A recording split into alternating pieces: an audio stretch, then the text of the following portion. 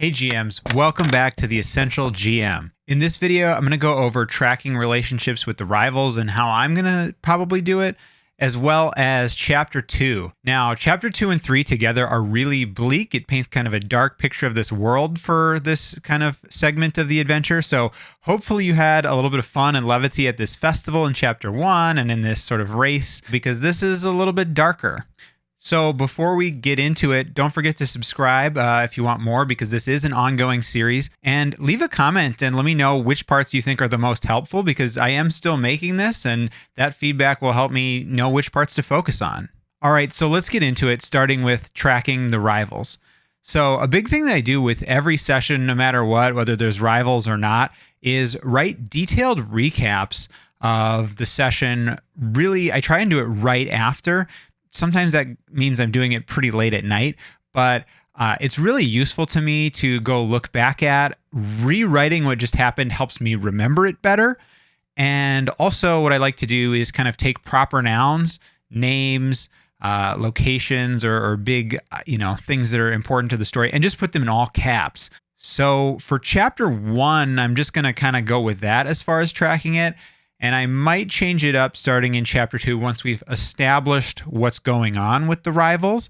Chapter 1 is kind of the big part where we see them all separately and individually. A lot of the interactions going forward, we do encounter them as a big group for the most part. There are still, other things that could come up in your campaign and a few scripted parts. What sounds really tedious to me is if you have 5 rivals and 5 players trying to track these 25 data points. I've seen people talking about it on Reddit, like, how are you doing this with the spreadsheets and this? And I'm not going to do that. And I'm kind of going to do it a lot by feel. So what I'm expecting to happen, and this is why I'm looking at Chapter 2 as a place to look at this, because then we'll have sort of established what's going on with these rivals and these relationships, and I'll have my recap to sort of look at what's kind of shaken out in the first chapter.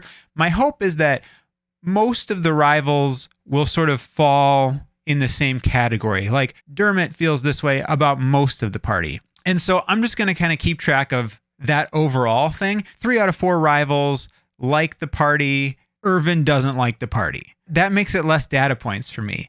And also if there's exceptions, AO likes the party, except she doesn't like this PC. They had a bad interaction.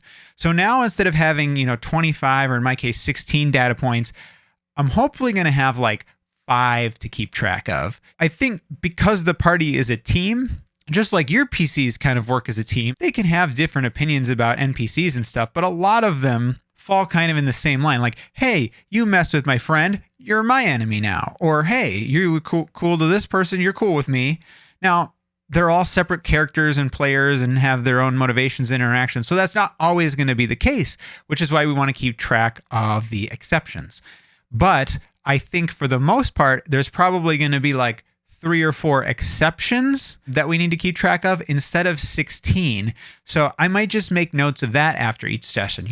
Rivals are mostly friendly, except Irvin doesn't like the PCs at all, or, AO doesn't like PC1 or whatever because of that interaction. And the recaps will help with that too. The main thing about that, in terms of simplifying it too and not having this tedious spreadsheet to take care of, when I'm role-playing them in the moment, I don't have to like pause the flow and like look over at this spreadsheet and be like, you know what, this person, it just will hopefully be ingrained, because it will be, just a couple of things to remember so that I can sort of just access that in my immediate RAM in my brain and get to it. That will free me up to just kind of role play. And if I mess up, it's okay. I mean, it's a game. Now, if you disagree, if you really want to track that, there's nothing wrong with that. Go ahead. It'll be cool. I just don't think that's the way that I want to play. But the one thing I can't say enough about is after the session, it's my least favorite chore, but writing a detailed recap of what happened so that you can go back to it. I actually have sort of a detailed way that I do it to simplify it for this. Maybe I'll go over it in a future video if you guys want.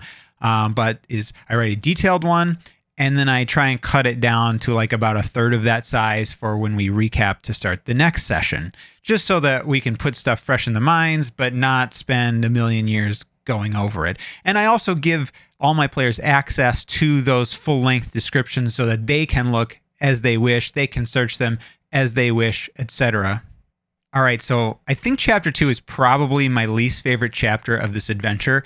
But I think something about DMing really well is to try and get excited about what's happening and to spend more time on the parts that you're excited about and to maybe try and, cut shorter the parts that you're less excited about. This is definitely one that I'm less excited about, but there's still cool stuff that can happen here.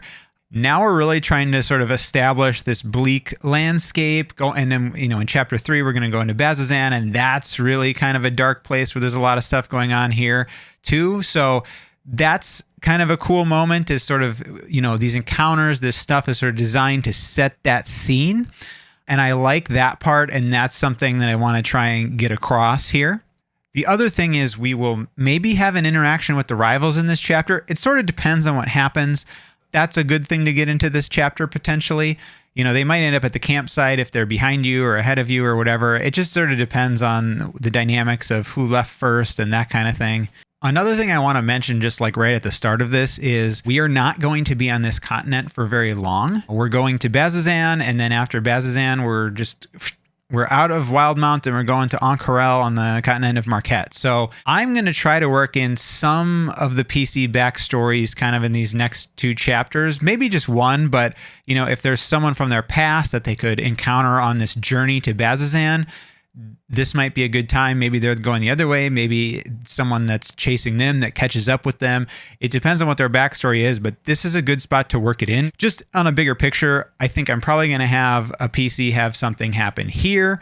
I am probably going to have a PC have something happen in Xhorhas. Just coincidentally, someone from their background ended up there too. And then I will probably have one PC have sort of a post-module adventure and something with their backstory too. Talking to your players about how much they want worked in, trying to help them revise their stories to make it easier to work it in for you is a good thing to make them have fun as well. So at the time I'm recording this, the module's pretty new. There's not a ton of module-specific resources out at this moment, but I want to talk about what I've found and where you can possibly look for resources to sort of add in. So if you're playing on a virtual tabletop, getting some battle maps for this is going to be probably kind of useful, just because there are some battles. They're from random tables. There's no provided maps in the adventure here. The first place that I usually go for stuff like that is the subreddit for the module. Now, at this point, there's not a ton there. There are some resources on our battle maps here. I search for wastelands and just kind of skim through and look for stuff that could apply. It's a wasteland. It kind of fits the theme. Here's another one by the same person. I really like these. It's cool when you can find multiple by the same person. So at least, maybe if they don't match your module, they have a consistent art style. But I've pulled a bunch from different places here. So I just found 6 total, and I loaded them into Roll20. Something you want to look out for on Reddit is people usually say the size of the battle map, 25 by 25, etc. Sometimes they give you a resolution that is actually in pixels. So when you add that in to Roll20, I'll do this to create a new page between. You can also click this one. You go to your settings on it and you'll kind of put in the width and height by either cell size or if they give you the pixels, and then you can just load the map in, etc. I've also seen some really nice maps of like Xhorhas area on the subreddit as well. Some that have been made in Incarnate. And honestly, I like this. I'm probably not going to use this because the Roll20 module as I bought it has all these names on the GM layer, which I like. So if we shift this over here, this is what the players see, and then this is what I see. So I can then reveal location names to them as they explore them. If they're from the area, they might already know this map. I'm kind of like hiding it a little bit. I think it'll be cool to have them like sort of discover and not know what's coming up rather than see this whole thing up front, because they're generally not going to be from this area. So to start off this chapter, we sort of have to set the quest to get to Bazzoxan, and the elder Ushru is going to kind of work on doing this part. If they don't talk to him, he's going to be like, I had this vision, and sort of prod them to be like, this is what you should do. And then hopefully the party will just take it and go with it. If not, the rivals could serve as a motivation. They could overhear, they could, be seen talking to him and get excited, and the PCs could see that. I kind of want the rivals to be behind. I really would like the PCs to have the jewel, hopefully, because the most interesting thing that could happen in this chapter is how someone can kind of sneak in and try to steal the jewel. It could be Irvin. That's probably who I'm going to do because I don't think I'm going to have Galceriad in my party because I only have four PCs to go against. So to even it out, he's probably the one I'm going to drop. If the rivals are indifferent or some of them are friendly, as long as Irvin is not friendly, I think I might have Irvin act alone, so to speak. So that way, maybe if he does get caught, the rivals might say, hey, we didn't know or whatever. Depending on what happens and how that plays out, which could go a number of ways. And the PCs, your players will always surprise you. It's just something that I have in the back of my head is, okay, maybe I don't want them to be hostile yet. Maybe they're like, hey, Irvin, you weren't supposed to do that. And maybe he's kind of excommunicated from the group and Galceriad, who I wasn't using, comes on in. I don't know. A lot of stuff could happen. You really want to keep options open and not get too set on stuff, especially the way that the player choice kind of influences this adventure. So just be open to that and understand that there might be different ways that you have to sort of kick this segment off, this chapter. So the next part is the road to Bazzoxan. It's mostly based on this sort of rollable table. I'm not the biggest fan of like the rollable table of encounters. It does offer the possibility to mix stuff up, but if you're only going to run this module once, what I would do is, kind of focus on the ones that you think are the most interesting.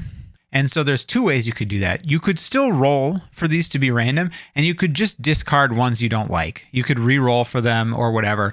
You could also really hand pick the ones that you like and just assign them numbers and randomize the order just to give it that random flavor. You could just hand pick them and do them boom, boom, boom. You don't even have to make it random. You really can do whatever you want as the GM. It's about what you think is fun. So what I will probably do is I think there's a couple that maybe I would re-roll. I don't think there's any that I dislike in here, but there are some that seem really similar, and I don't necessarily want to just like have it end up being 3 of those or have those repeat when there is some good other stuff here. So let's talk about some of the great ones. So I kind of like a lucky break. It shows you that the rivals, if they were ahead, and you might have to reserve this if they weren't ahead until maybe they get ahead. Maybe this one is the one that happens after the Emerald Grove if they start out behind or something and they just zip through the Emerald Grove and keep going. But what I like about it is that it shows that they are fighting a battle, that they're like alongside you. It doesn't seem like it's going to take a long time because there's just sort of a dead beast here.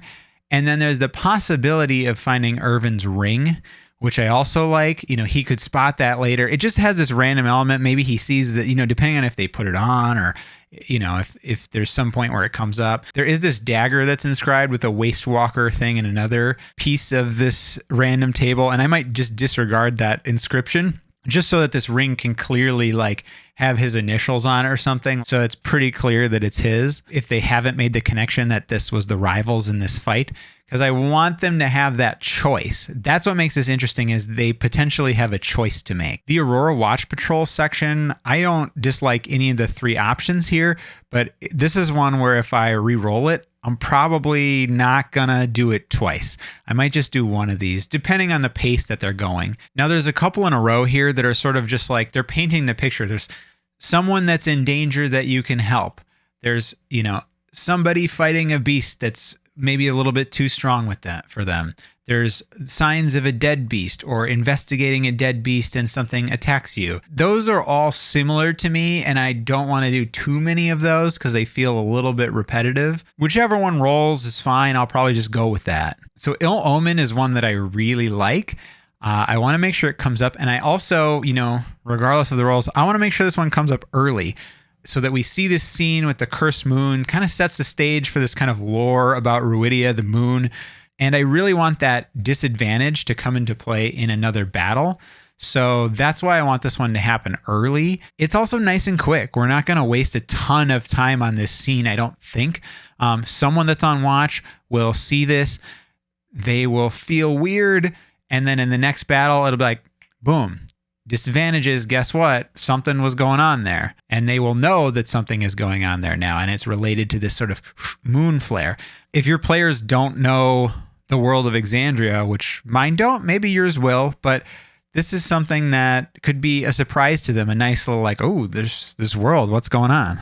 Another thing about Ill Omen is it does have this book artwork with it, which I think I'm going to show to the PCs. I like to sometimes play this on a case by case, because what happens when you show artwork, there's sort of this inherent metagame thing that happens where, because there's artwork and because you show it, the players know that there's something significant with that because it was worth drawing, right? It was worth creating this artwork and it was put in the book, and it really provides the flavor. So I think I actually do want to sell that point with this moon, and I think I will show that. I do tend to show most of the artwork. Sometimes I'll describe stuff first so I can like let them have that sort of imagined visual of this and put it in their head. But you know, sometimes we're just to get on the same page, the artwork does make it clearer and is nice too. And it sometimes it adds to your imagination of things. It's pretty much all I have to majorly say about the Road to Bazzoxan section. Now, we're going to get into Emerald Loop, and some of those encounters should happen after that. We do want to kind of paint the picture of the transition and the sort of barbed fields, which there's also artwork for that too, which is really nice. But getting into the Emerald Loop, I think this could be a reunion point depending on who you've met on the road, or, you know, if you want something to happen where someone's coming from the other direction, an encounter that you know is coming up because you've pre-rolled it. Maybe they survive something really rough, and then boom, the party runs into that on the other side of the Emerald Loop because someone was coming in from, you know, the L1 side of it here. Other than having reunions or foreshadowing, the other thing I just want to do is kind of paint the cool set piece of the Horizon back tortoise and see what they do with it. Like, this is a thing where I'm not going to prepare a ton of stuff and just sort of let my PCs do what they may with it and see where they take it and kind of just react to that. And if they're not doing a lot, or when it starts to sort of lose the momentum, and then we'll move on. Oh, hey, it's nighttime, or hey, you know, I'm getting drowsy. It's time to go to bed. Now it's morning.